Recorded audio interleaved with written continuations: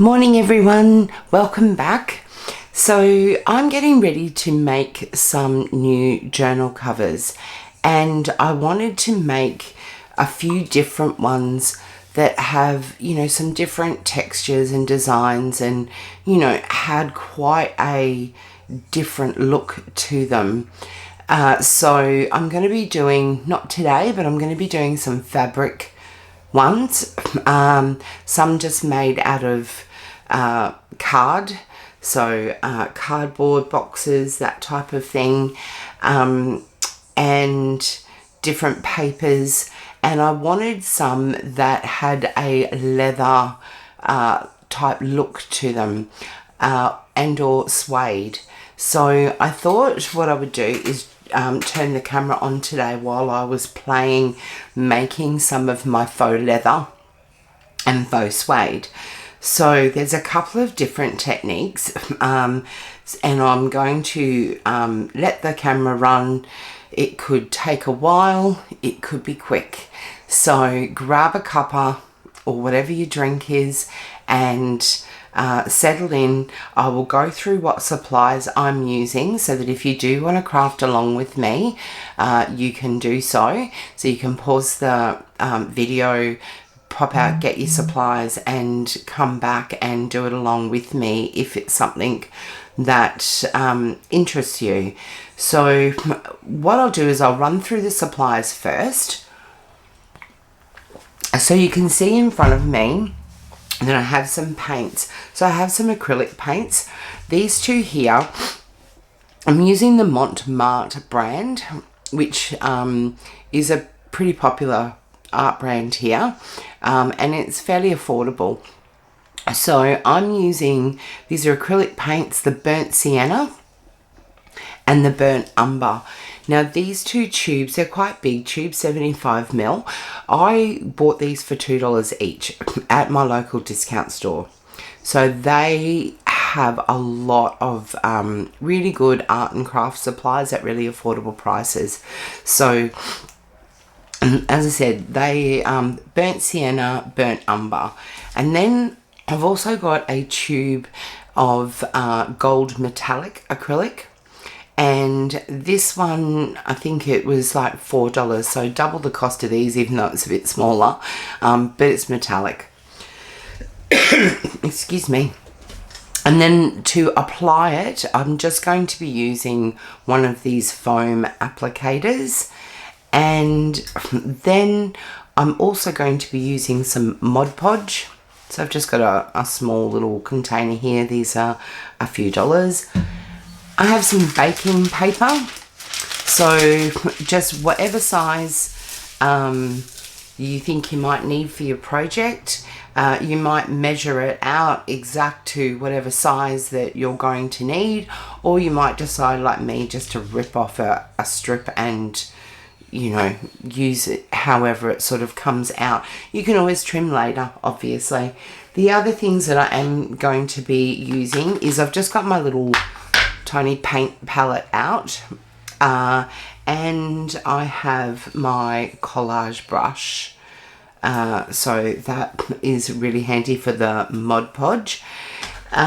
Also, I guess I'm using the Tim Holtz glass media mat, which is fantastic, especially for these sorts of projects. I think I've said in a previous video, it can be a bit noisy.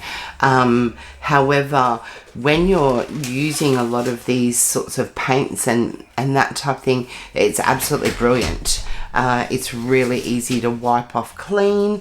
Now, if I go over to this section, I also don't necessarily need this paint palette, because it's glass. I can just squirt it out straight onto my surface here, and it's perfect for that. So we'll see how I go. I might not use that palette and I might just use my actual mat.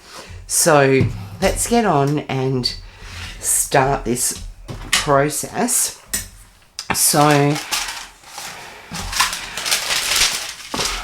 with the baking paper, all you want to do is just get it and crumple it up. Okay, give it a pretty good sort of squeeze so that it's nice and wrinkled. This extra strong stuff, I find obviously doesn't tear as easily as the other.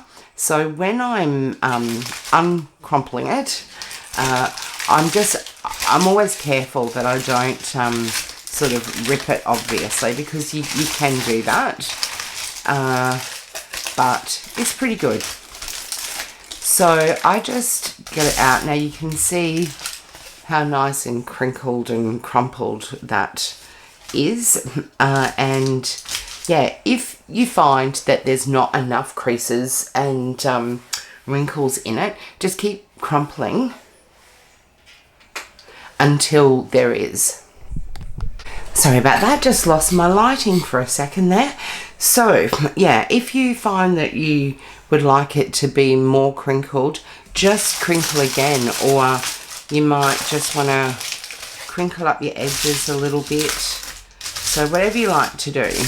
Now I usually just then give it a soft sort of flatten out so that I can get to there.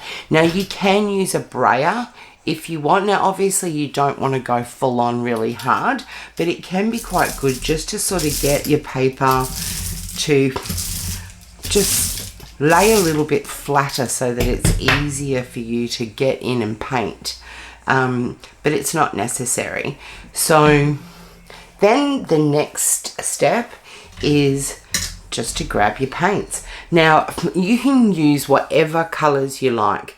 You can go in with pink, purple, blue, green, whatever you want to. It just depends on what colour you want your cover to be, or your pockets, or whatever you're going to be using this for. So, and you can also use those colours after the process of using the browns as your base as well. So you can play around with it. Baking paper is so cheap, and as I said, these paints are cheap, so you can experiment to your heart's content and come up with all different things. So the first one I'm going to do, and I actually want a cover that's really quite dark. Now I'll show you, before we go any further, actually I'll show you some of the ones that I've already done. And then you can see the differences that we have in them. So this is the first piece that I was playing around with today, and you can see it's quite soft and pliable, and it does look like leather.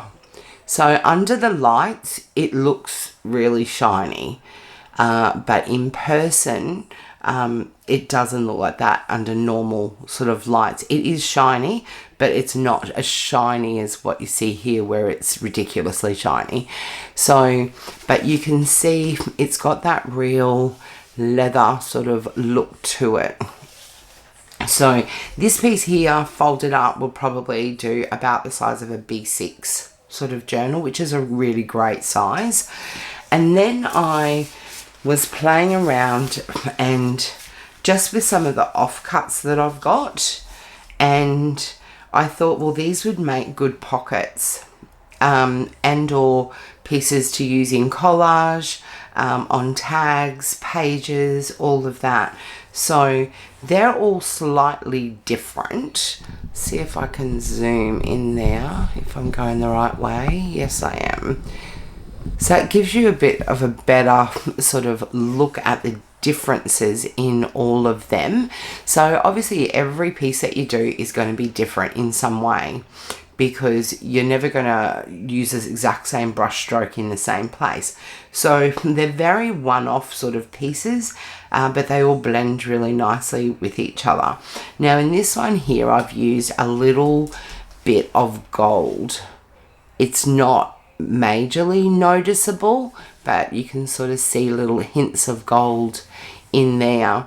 That was a piece that when I started mucking around with the gold, I really didn't like it. But the more I kept blending the better that the piece actually turned out.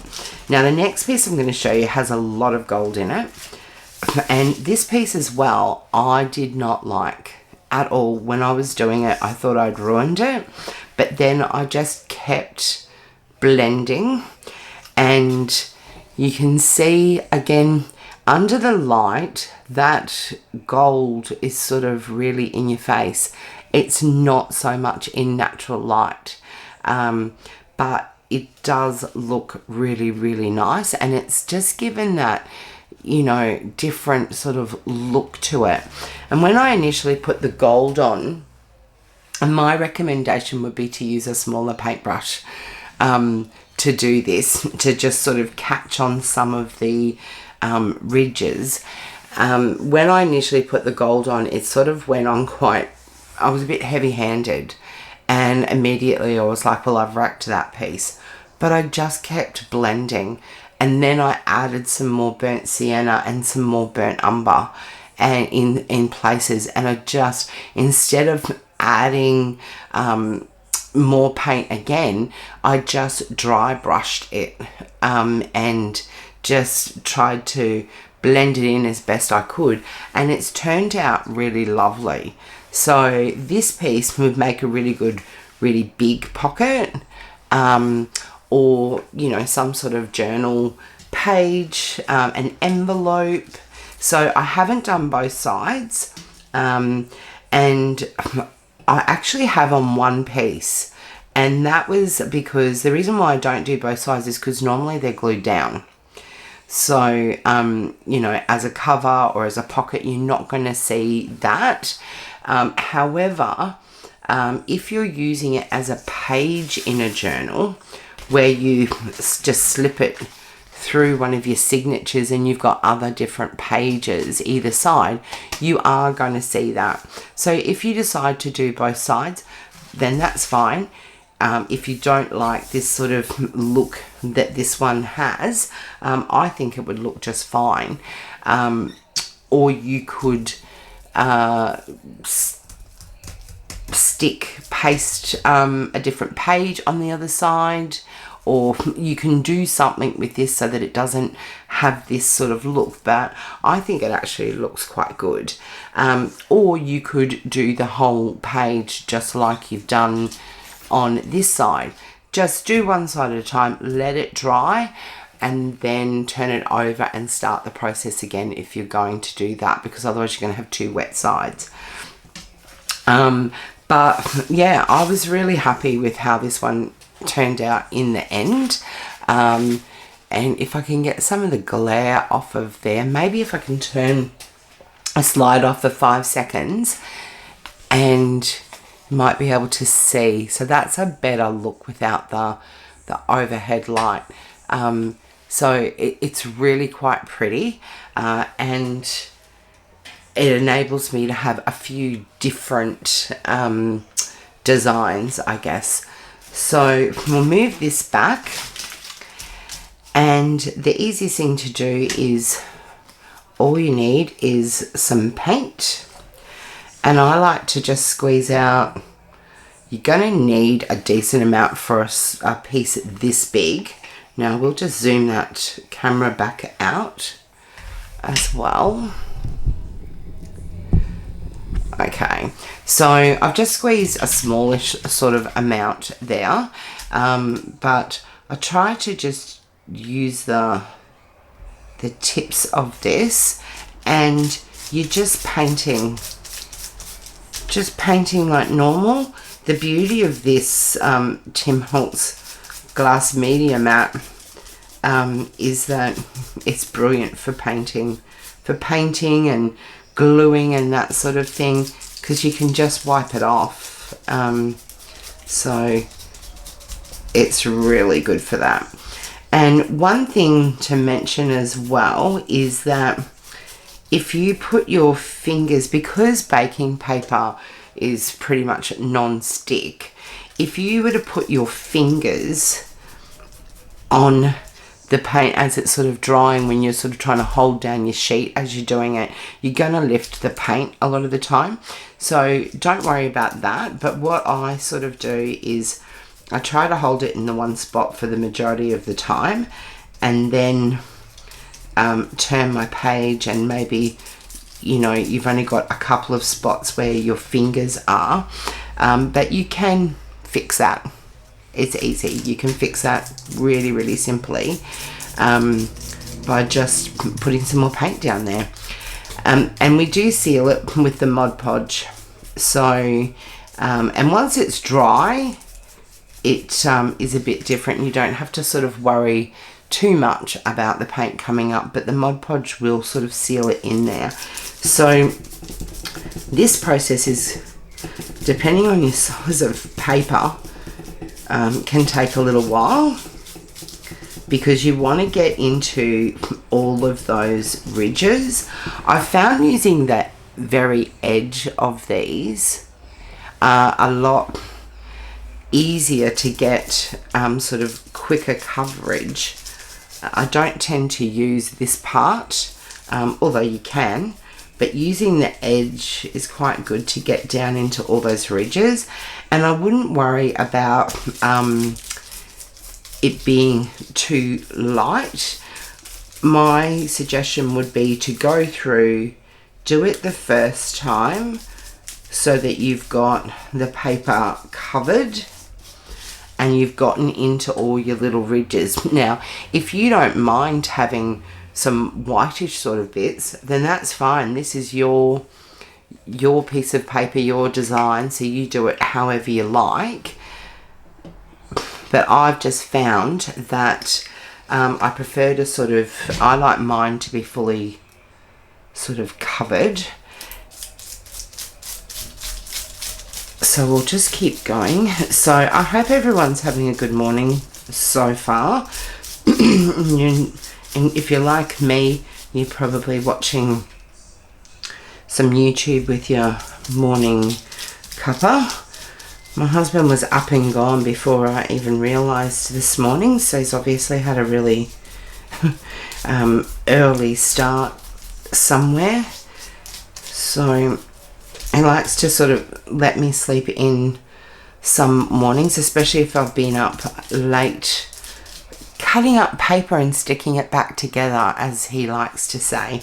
So he always says that I cut shapes out of paper and stick it back together. So if I've been doing that of a night time, then he'll tend to try and let me sleep in. But the thing is the moment that his car pulls out of the drive, I'm wide awake and generally get up out of bed anyway. So if I haven't gotten up to make his lunch or, you know, have a coffee with him or something before he goes, I generally am out of bed anyway within a few minutes of him leaving. And then, of course, my little dog, if she never lets me sleep in. So if I don't wake up of my own accord, I usually wake up with her staring down at me. Now, if you're worried about lines and, you know, where I'm starting with paint in one section, I actually like that look of it being, you know, then they don't actually look like brush strokes in this. They look more like just, you know, pieces of, I mean, leather's not perfect. So, you know, I wouldn't worry about that. And you're going to be doing some more layers. So, like I said, the main purpose of this one is just to get it covered, but you can use broader strokes and go right across your page if that sort of thing worries you. But it actually looks like, you know, like how leather does, how there's differences in leather.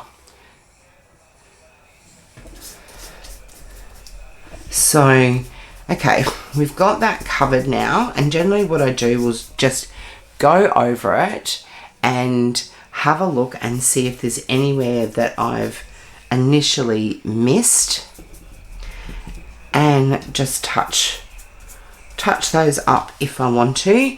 And then if I'm not sure about some of these spots and how it's sitting, then I'll just add more paint. But I'm actually really happy with that. So the next step to do is to dry it. So you can let it air dry, or you can use your heat tool or a hair dryer. So I'm going to use one of those on mine, and so I'm going to just pause the video, dry it off, and then come back. So I'll see you in a moment. Alright, so we're back. My paper's nice and dry. What I will say is that don't be too alarmed if you think you've dried it off and it's still, you know, damp in a couple of little places, like a little bit touch, because you're just going to be adding more on there. But it's more so that when you dry it, that you're not moving too much of this base. So the next step, I mean, you can leave it as is after you've dried it, and as you can see, that actually, whoops, is really, it's quite nice already. So you might choose to do that, use that just as is, and I will probably do some pieces up that just using the burnt sienna, because it's really quite pretty, and it's a lighter sort of look. But what I'll do is I will keep going with the other colours, just so that you can sort of see the differences that you get. But I actually really do like just the burnt sienna. And then you can have some variations in your leather. So different, you know, journals with different colour leather covers and so on. So the next process, step, is really easy. You're just doing almost the same thing, but you don't want to cover it completely, not unless you want a really dark cover and you're just using this as a base color to build off. So if you do want it nice and dark, just go completely over it. I actually will be doing one like that a little bit later off camera, because I do want some variations. So I'll do another one that is just like this, and then, as I said, I've got this one here that's got a mix of those, and then I will do one that's really quite dark, so that I've got some variations there.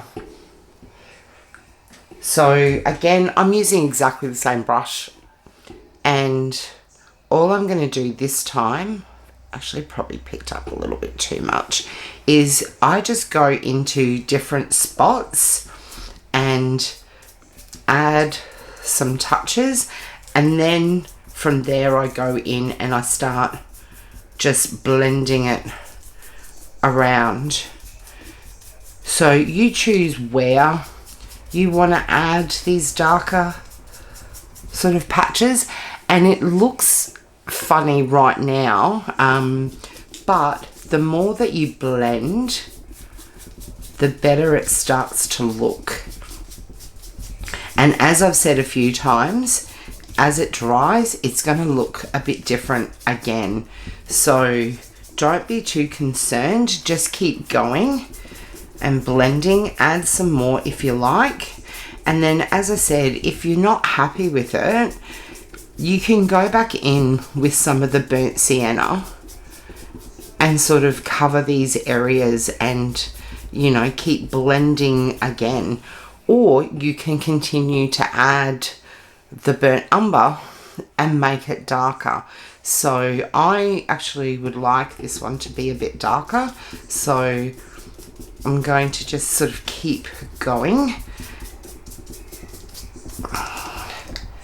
I don't know how it is, like on the baking paper, I'm going to be doing stuff with a paper bag a bit later, and that's a lot easier to hit the little mountains of the paper and miss a lot of the valleys in the crinkles than what it is on baking paper, because this is a lot softer. So I find it more difficult to sort of do that, because the paper does sort of flatten down more, but so just keep going.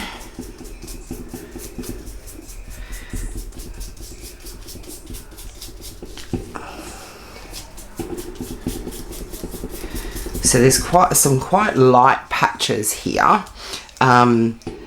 So you'll find that when you do that very first layer and it starts to dry, that sort of happens. So again, if you were just wanting that, if you like that burnt sienna look, dry it off.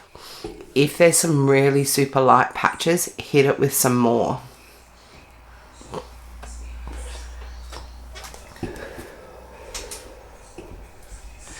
So I'm going to keep going and blending this in, and what I think I'll do with this particular piece is just sort of have it, most of it dark, and just allow some of that burnt sienna to sort of peek out in spots so that I've got some variation.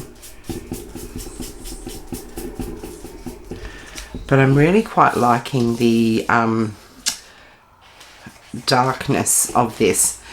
And as I said, don't worry too much if you get it on the other side like I just have. I've sort of dragged it across my mat, because you can do whatever you like to the other side of it. And I will actually show you a piece in a minute that I did do both sides.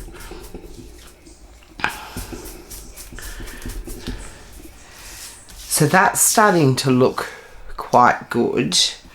But I'm just going to keep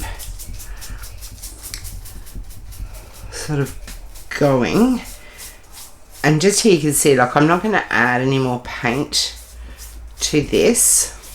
So I'm just sort of gently just using the tip of this is really, it's got no paint left on there. It's quite dry. But I find that it's sort of, if you do that gently, it just sort of drags even just a trace of that colour. So it's not a massive big bit on there.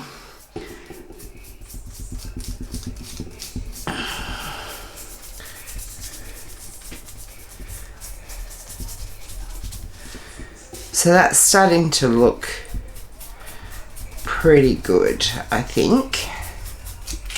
And you can see where it hits a little, you know, what they call the mountains of the creases, mountains in the valleys. When we're looking nice and close, I'll see if I can bring this piece up, if you can see what I mean. You can see that it has in places just hit the tips, and then, you know, in the flatter valleys of the paper, there's the burnt sienna. And as I mentioned before, it always looks better in person than it does on camera. So some of you might be looking at it and going, wow, that looks like a bit of a hot mess. But I guarantee you that in person, it looks really good. Well, I think so anyway. So we all have our different styles and techniques and the variations that we like. So that's looking really good, and it's actually turned out a lot better than I thought. Like I said, when you very first start doing it and you put some of the darker on top especially, it can be a bit like, oh, well, I've just mucked that up because that's a big blob.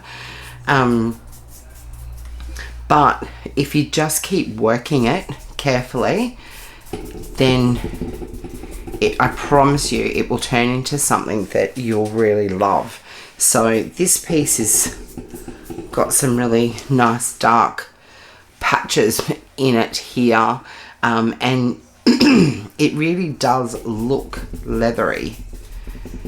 Now, as I said before, you can build on this and make it a really nice dark piece, and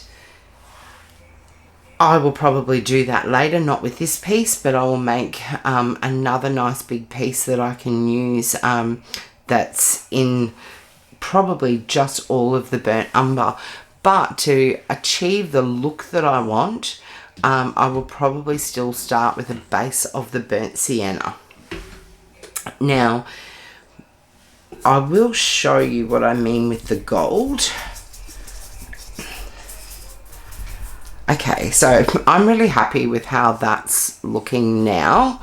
Now, can I zoom out any more? No. So, as I said, I'm really happy with how that looks. So now I'm going to take a moment, pause the camera, dry this piece off. We'll come back, we'll add some flecks of gold in, and then we'll seal it. So I'll be back in a moment. Okay, so we're back again. So now what I'm going to do is just add a little bit of gold into there. Now I probably should have grabbed a smaller brush. You don't have to, you can just use this same brush that we've been using. And I tend to, with this, unless I want to be really heavy-handed, I tend to just sort of use the corners. So I'll put a little bit of that out. I don't want to put a lot in my project because the more of this that you have, I think the more sort of fakeish it looks. But having said that, you know, this is where you can go in with all different colours if you choose to. You can add some purple in there, some blue, whatever you would like to do, and it will look really good. You can blend it really well. So I'm just going to use a little bit of gold and hit just a few spots. As I said, you're going to need to blend it, otherwise it's going to look a bit funny just with spots sort of sitting there. And I tend to blend in all different sorts of directions, otherwise you can sort of end up with some sort of stripy bits. So, and like with the other layers, if you don't like how it looks, just keep blending, and you can add some more of your, you know, burnt sienna or burnt umber to blend these in, or totally take them away if you're really not happy with how it's sort of looking. So I'm just going to hit in a few different spots. Whoops. Well, that wasn't very clever. I'm a little bit of a messy crafter, so you have to bear with me for that. So I'm just going to feather this gold out without adding any more to my brush.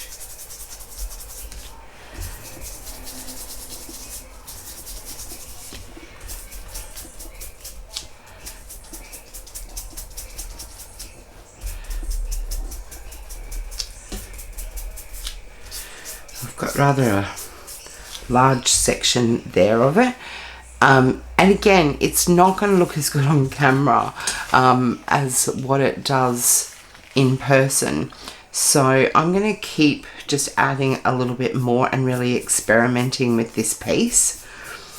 And then I will probably put just a little bit of one of the other colours back on my brush and do some more blending. So that's starting to look really good. We'll actually use up all of that. And at the end of the day, you know, you might find that, you know, you do a piece like this and you think, well, you know, that'd look really good. It'd be great for a collage background. And then you're not going to, you know, you're going to just pick up pieces of this rather than it as a whole sort of sheet. So if you're not happy and you can't quite get it to where you want, even with blending with other colors, don't throw it out. You know, put it somewhere in your scraps and then pick it up at another day to do some collage with, or yeah, there's lots of different things that you can do with this. So I am going to go back in with a little bit of the burnt umber because that's just a tad too golden spots for me. And I'm just going to use a little bit of it and fleck that through where the gold is and come back and blend. And that'll just, it doesn't necessarily always take away all of the gold, but it just dulls it down just that little bit, so that it's more of a authentic sort of look.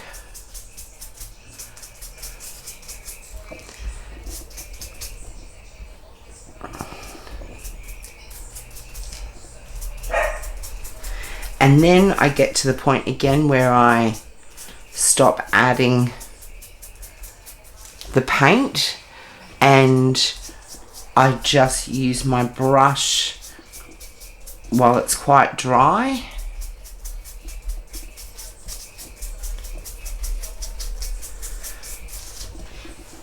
As I said earlier, this can be quite a long process or it can be a very quick process.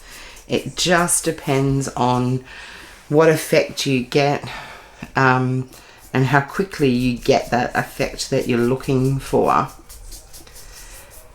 And then, as I said, if you're not happy with how it's turned out and you decide, well, I'm just going to paint over it completely with something else, or all burnt umber and make it really dark, or you know, you're going to paint over it with some other color completely, and what you've got is a really great base already there that you're not going to have to start building colors because you've already got it here.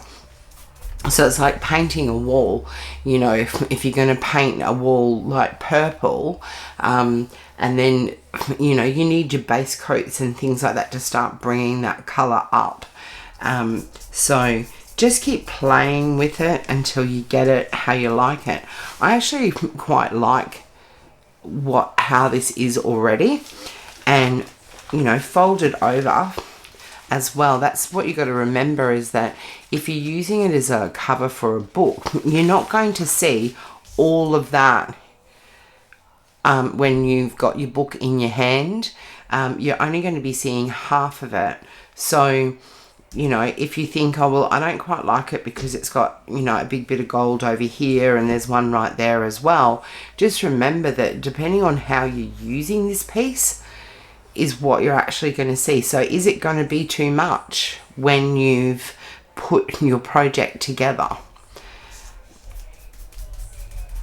Okay, so I think I'm pretty happy with that, but I'll just use up the last of what's sort of sitting there.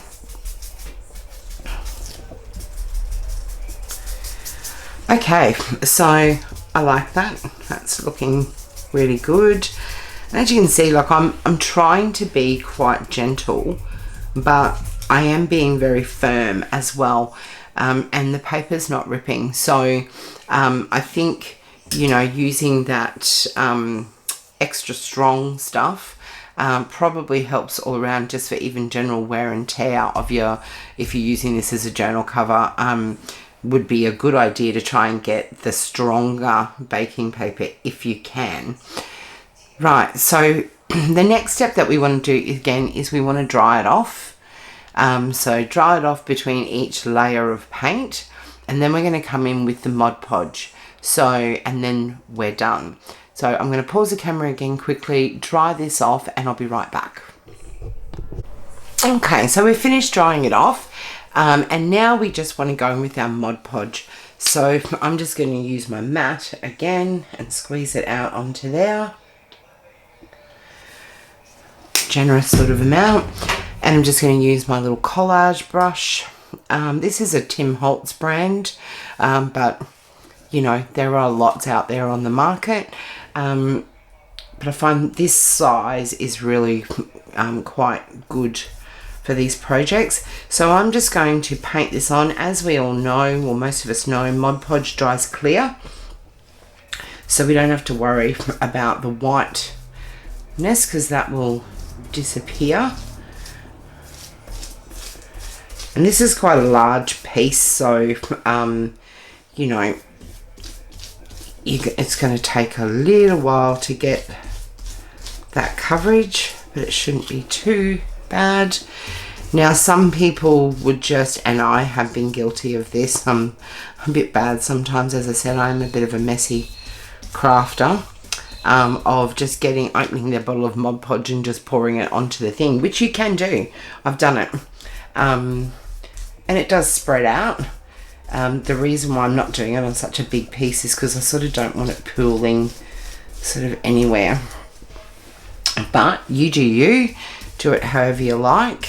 But I just sort of put a fairly generous coat onto it. If it'll come out, there we go.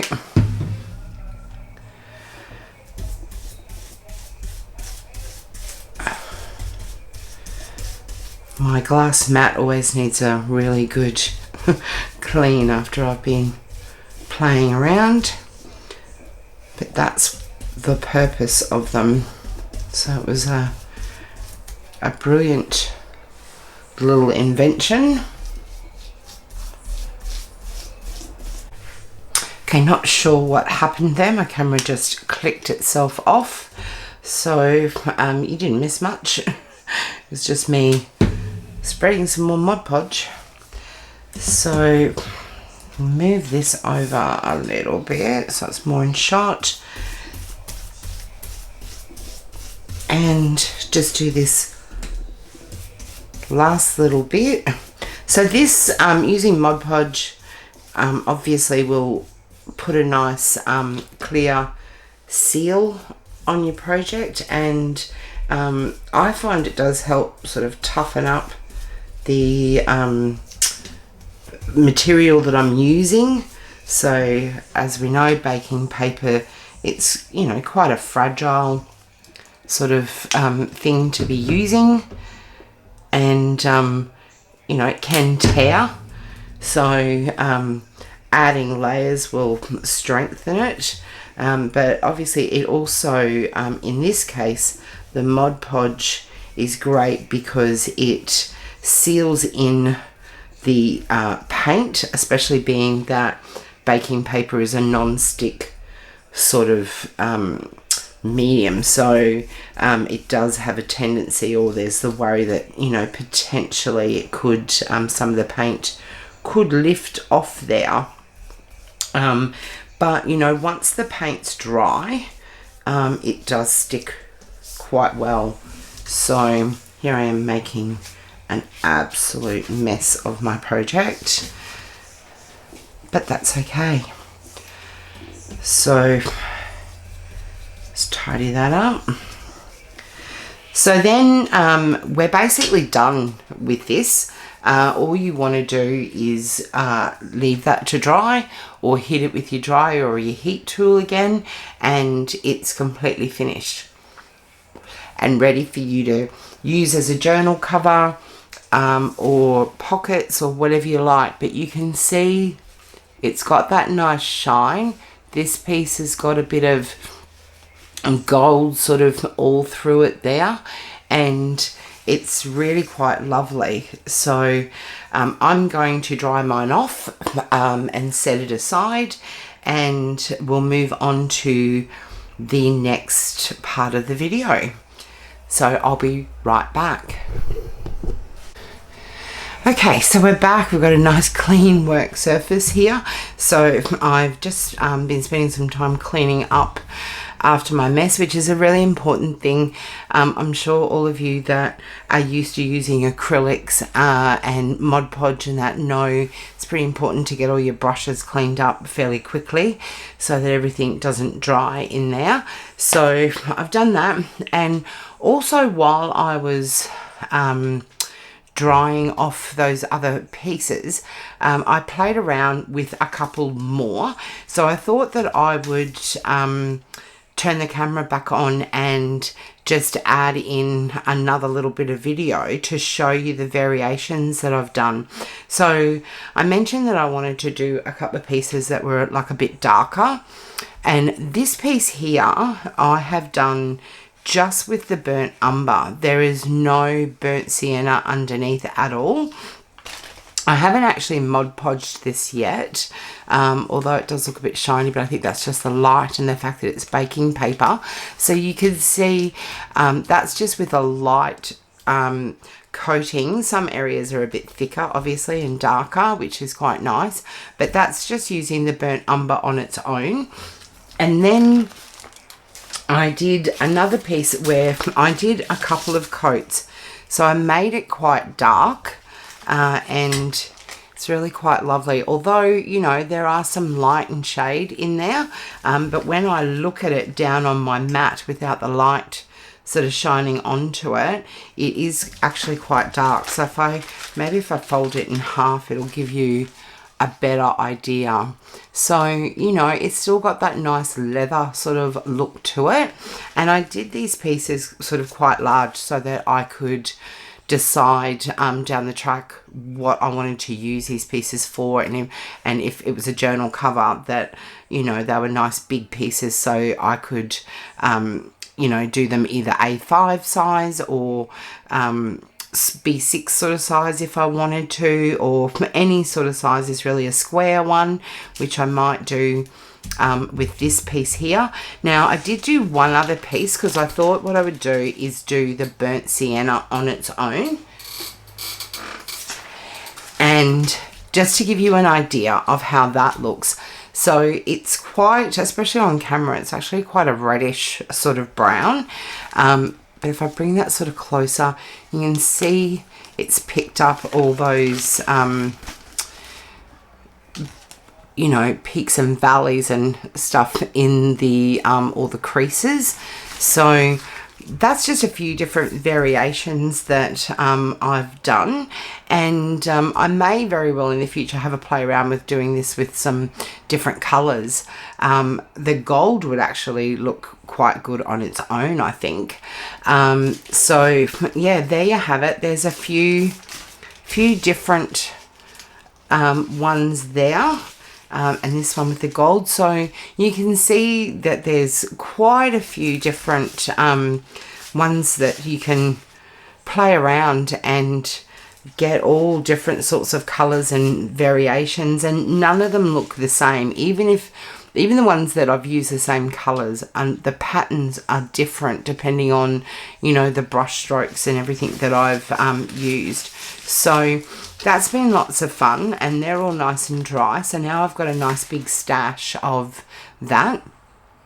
So what I'm going to do is the next sort of faux leather look, I'm going to do it on a separate video to keep this as short as I can. So I'll get to work on that, and it'll be my next video. So once again, thanks for sharing some time with me, and I'll see you then. Thanks, bye. Okay, so I thought I would pop back again. I know I said that I would do the cover for this leather look in a future video, but I thought I would pop back now and just put the first part of it together anyway, so you can see how it actually looks once it's attached to something. So I've just got a lasagna ready meal box there, and I'm just going to open it up, and let's see what side it will open. This side here. Okay, so let's have a look at the size of this, and this one I think I will make with the spine. So actually it won't be very big if I do that. So I'm just going to cut the box up a little bit and see what we come up with, because I think that spine there is going to be just a little bit too big for that, but we'll see. Going to cut all these ends off.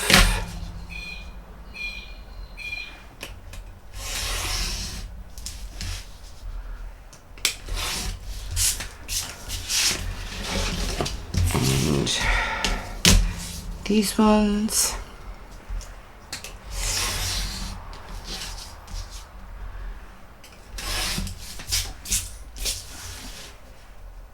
Didn't cut that very straight, so let's give it another go.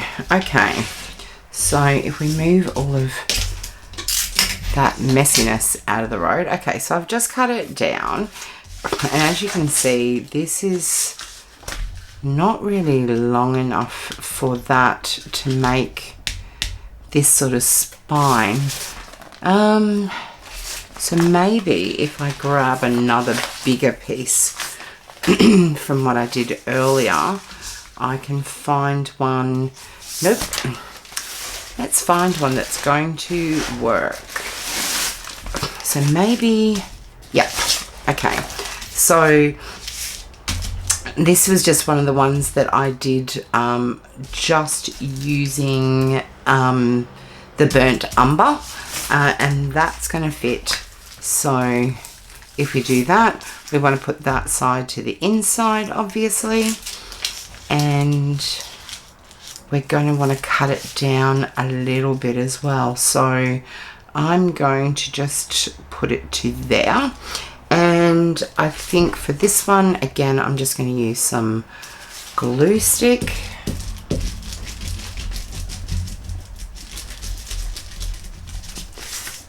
Now you can obviously use your other sorts of glues in your Fabri-Tacs. I don't like to use art glitter glue for this, because I find that as much as I love art glitter glue, it will often leave little lines and like ridges as the glue dries, unless it's smoothed down really well. So yeah, just using a glue stick. So just basically want it to make contact, really. It will dry better over time, and I'm going to just use some clear craft glue to seal the edges down, because I don't think the glue stick will hold it as well as it does. Now this obviously means that using this upwards, because I didn't want this to sort of show through this baking paper, which means that my folds are the other way automatically in there, but I can just go in now and fold them.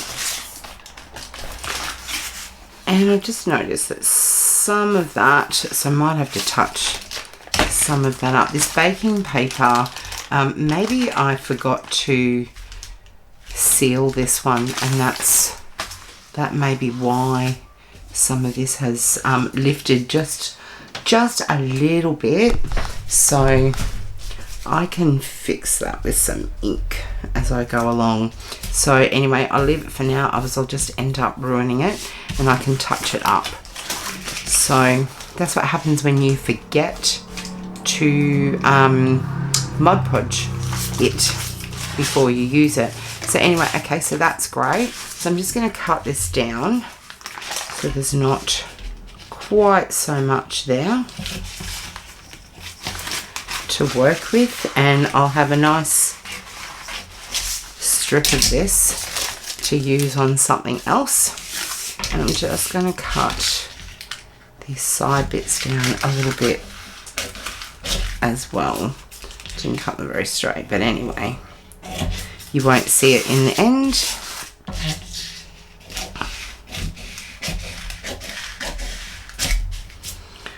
Okay. Alright, so just folded them up so I make sure that they are going to fold without ripping. And then I just want to miter the corners, so just want to take off, so I leave about, I don't know, 1/4 of an inch or something there in the corner. If I haven't taken enough, I can always fix the corners up. If you take too much, then you can always add some metal corners on, or try and repair it some other way, so all will not be lost. I have a tendency to leave too much there, So maybe just take another bit. Oh, hands are a bit shaky today. Okay, and then all I do is just go along. Just going to use this clear craft glue, and I'll probably use far too much. And I'm just going to fold it over. And I have used too much, but anyway. I usually would have moved out my cutting mat from under here by now, because I don't like to get glues and stuff on it, but I forgot, so it can stay there for now. Alright, and then the top and the bottom.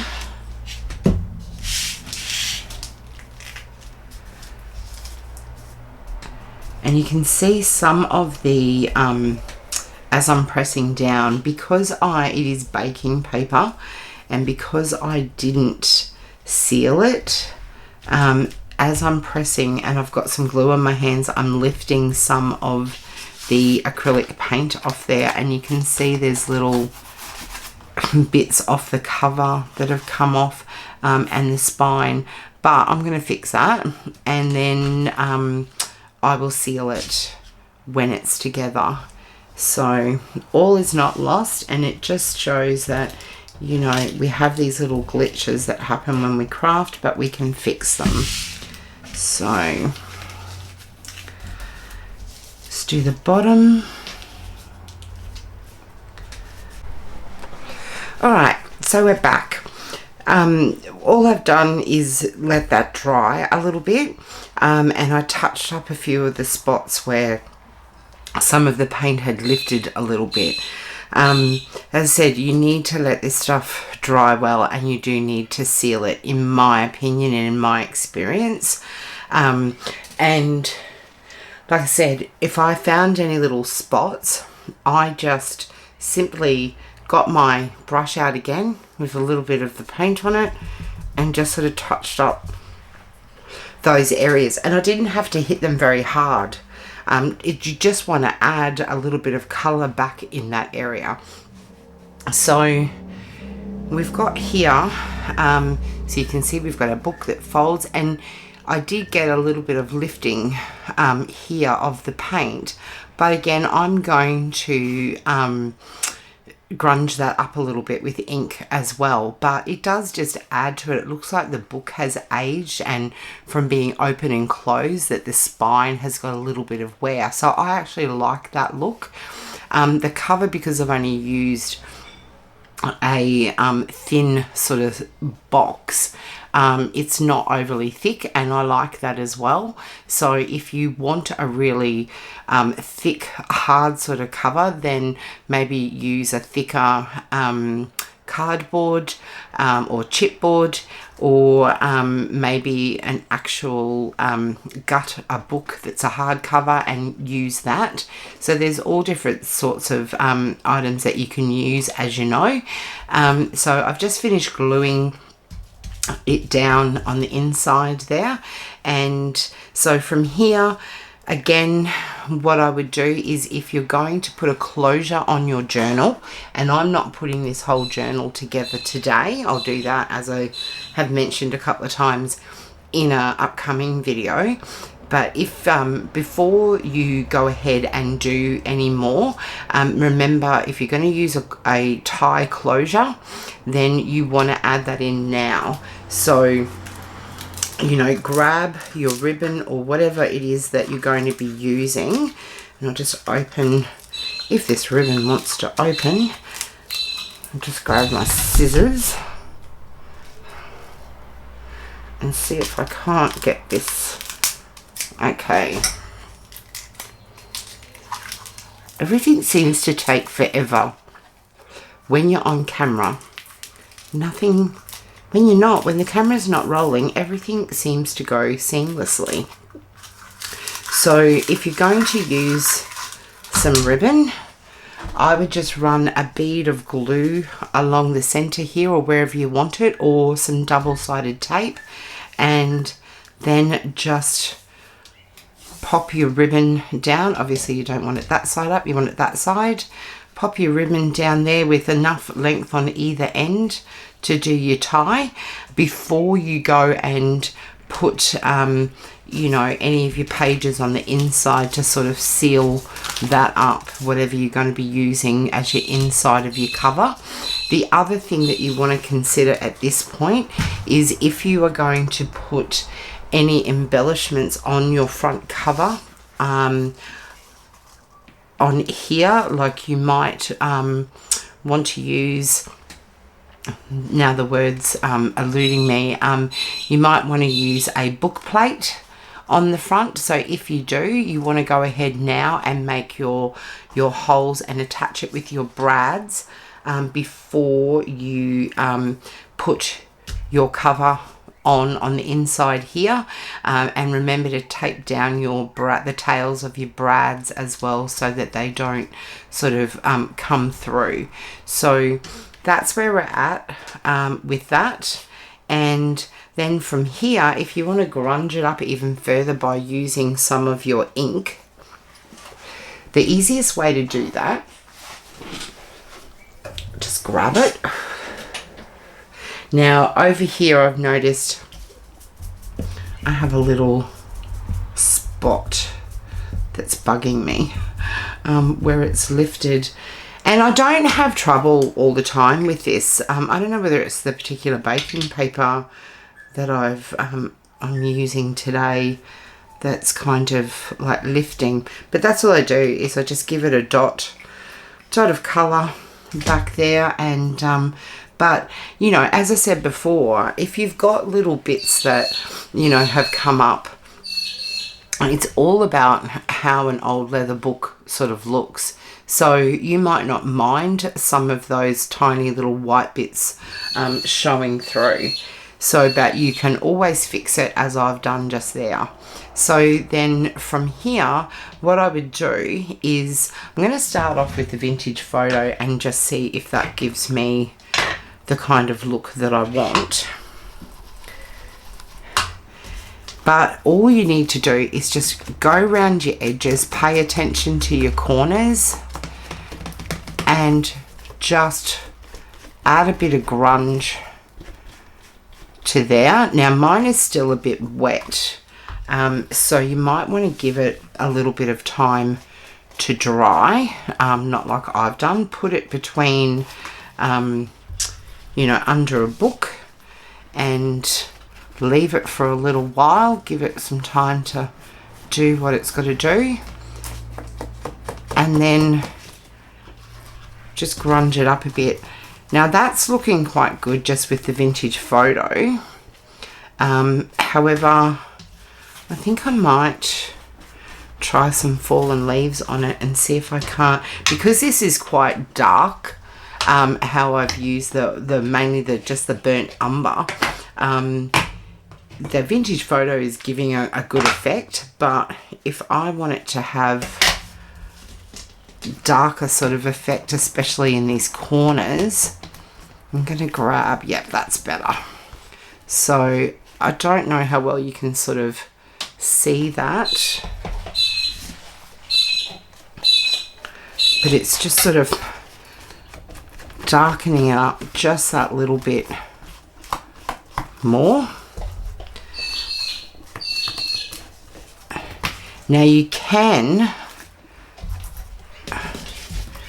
also add a little bit more. So where those bits, how I said on the spine edges there, were had sort of lifted a little bit, this ink is hiding all of that, so you can't even see it if you do like a really good. And now I've just lifted some more, that's a bit annoying.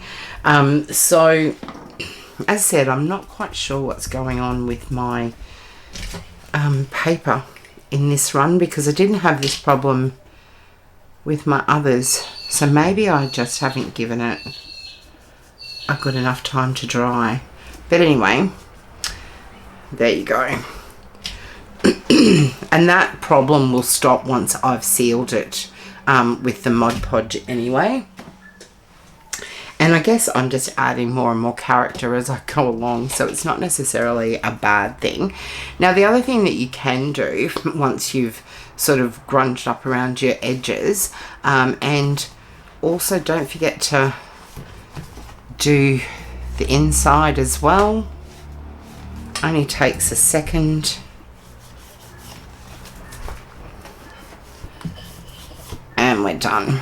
So what you can do, if you want, if you want a bit more of a darkish sort of outside and leaving this inside sort of bit, is you can just grab this and kind of, you know, go around your edges and sort of deepen it up a little bit, and that gives it yet another sort of dimension to it, and that old book sort of look.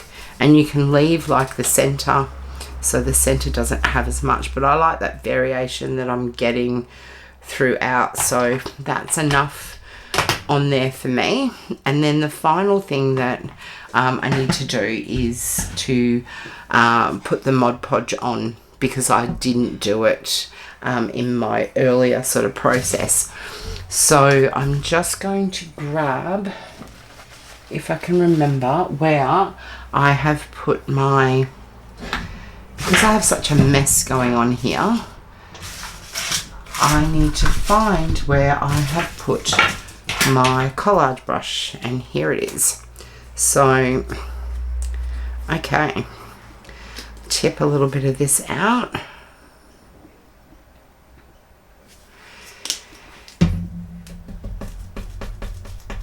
And then, once again, I'm just going to go over it, give it a good coating.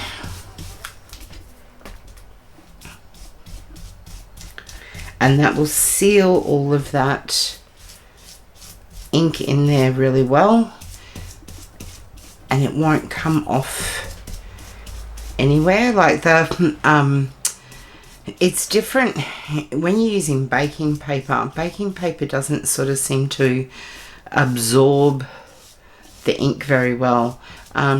Maybe if you used a non-stick baking paper, I don't know if that's even available anymore, or whether they all come like that. I'll have to have a look at the supermarket, and maybe that is a better alternative.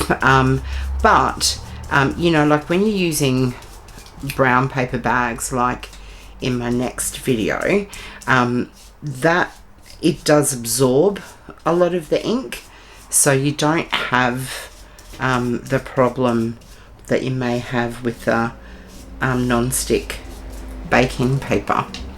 So okay, and that will all eventually dry, and we'll be left with that glossy sort of look that we had on the other ones earlier.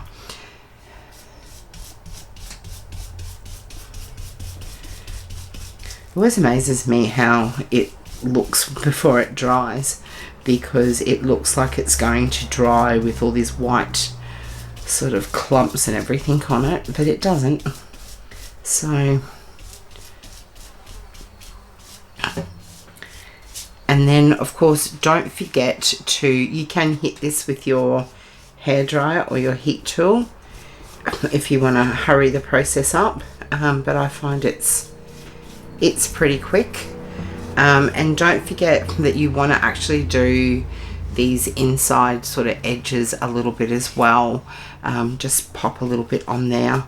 And I find that if I'm doing this and I get any little lumps or anything of glue, that I can generally just grab them off with my nail, if any of them sort of stick in there. But anyway, so that's the final process of doing that, and this is slowly drying, and then you're left with this really nice shiny leather look.